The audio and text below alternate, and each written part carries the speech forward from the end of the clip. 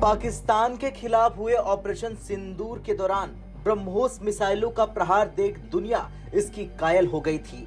इस मिसाइल ने जिस टेस्ट को हिट किया वो तहस नहस हो गया। ब्रह्मोस ने अपने सभी एडिशन में सेनाओं को और मजबूत बनाया। ब्रह्मोस की अभूतपूर्व सफलता के बाद भारतीय नौसेना को दो नए युद्धपोत उदयगिरी और हिमगिरी मिल रहे हैं, जो ब्रह्मोस मिसाइल को फायर कर सकने में सक्षम होंगे। इस नए शामिल किए गए युद्धपोत के साथ भारतीय नौसेना के पास अब कुल 14 गाइडेड मिसाइल स्टेल्थ फ्रिगेट हो गए हैं। हर एक फ्रिगेट में 8 vertical launch BrahMos anti ship missile launcher लगे हैं। तलवार क्लास युद्धपोत 2003 से भारतीय नौसेना का हिस्सा बने हैं और वर्तमान में 6 जहाज सर्विस में हैं। इनमें से 4 को ब्रह्मोस मिसाइल से लैस किया गया है, शेष 2 पर काम चल रहा। इसके अलावा 2016 में भारत रूस समझौते के तहत 4 नए तलवार क्लास युद्धपोत बनाए जा रहे हैं। रूस में बने तुशील और तमाल को नेवी में शामिल किया जा चुका है, बाकी 2 जल्द ही नौसेना में शामिल होंगे। आने वाले समय में भारतीय नौसेना के पास कुल 20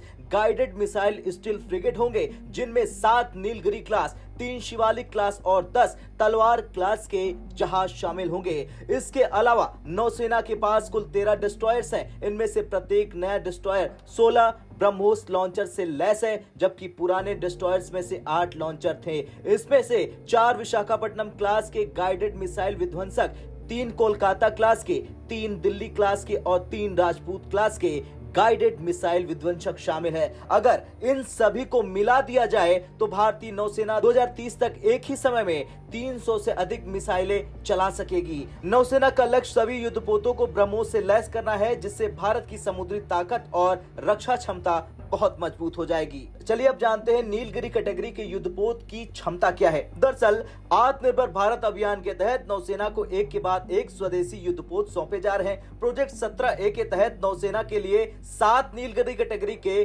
गाइडेड मिसाइल स्टील्थ फ्रिगेट बनाए जा रहे हैं।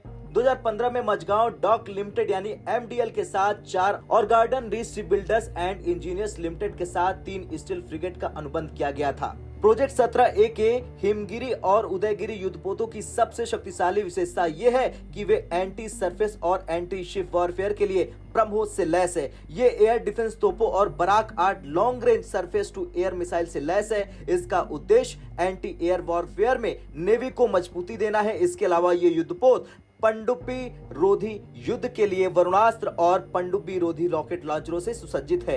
ये युद्धपोत रडार की सोनार प्रणाली, कॉम्बैट मैनेजमेंट सिस्टम और मल्टी फंक्शनल डिजिटल रडारों से सुसज्जित हैं, जो लंबी दूरी से हमलों का पता लगा सकते हैं, उन्हें ट्रैक कर सकते हैं और उन्हें रोक सकते हैं।